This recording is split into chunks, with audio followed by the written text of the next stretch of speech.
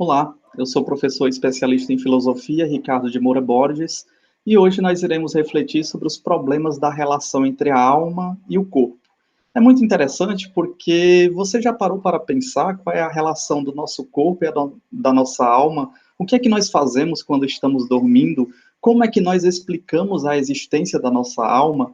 Então nós iremos ver a perspectiva de alguns filósofos em relação a como é que se dá essa união entre corpo e alma. Primeiro, nós vemos uma perspectiva chamada de união acidental, ou seja, é uma união entre duas substâncias já inteiramente estruturadas, ou seja, o corpo e a alma, cada uma dotada de um ato próprio de ser, cada uma com a sua singularidade, a sua individualidade, duas substâncias totalmente heterogêneas, totalmente diferentes e, portanto, alheias a qualquer duração profunda e duradoura. Nós não podemos pensar na existência do corpo e da alma nessa visão acidental como sendo eterna. Então, nós temos algo que é eterno e algo que é corruptível, que morre. Então, o nosso corpo morre e a nossa alma permanece. Nessa união acidental, por um acidente, nós percebemos a perspectiva de Platão, né? Como nós vemos no mito do hiperurânio, as almas existiam felizes no mundo imaterial, no mundo eterno, e elas caíram por acidente no próprio corpo. E o corpo passa a ser uma prisão da nossa alma na perspectiva platônica, né, do Platão. Então, ele compara a união da alma com o corpo daquela do timoneiro, né, aquele que vai conduzindo o navio. E o navio é justamente o corpo. Ele vai se desgastando com as águas que vai se encontrando no mar.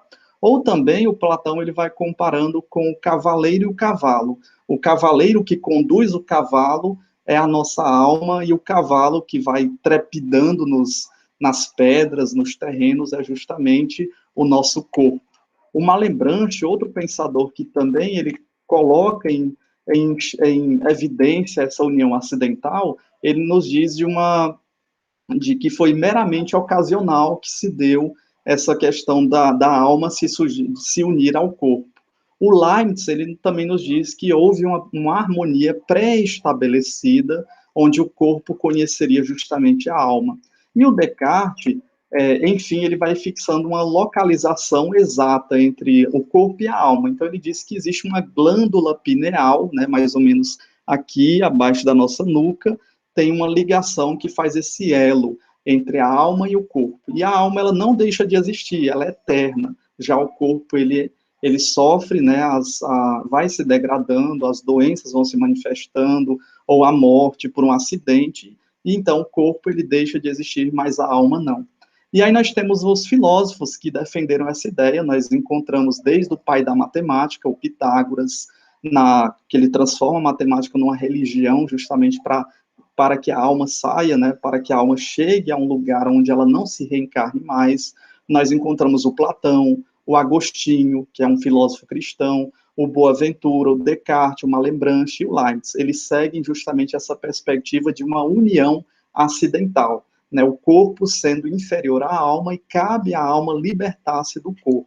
Já nós temos também outra perspectiva chamada de união substancial, não é união acidental, mas uma união de substâncias. Então, segundo o Estagirita de Atenas, ou seja, o Aristóteles, a união entre alma e corpo é uma visão muito profunda, substancial, é uma visão duradoura, e é um encontro de dois elementos substanciais, dos quais, ao menos um, o corpo, não dispõe de um ser próprio, né? O que tem um ser próprio é justamente a nossa alma.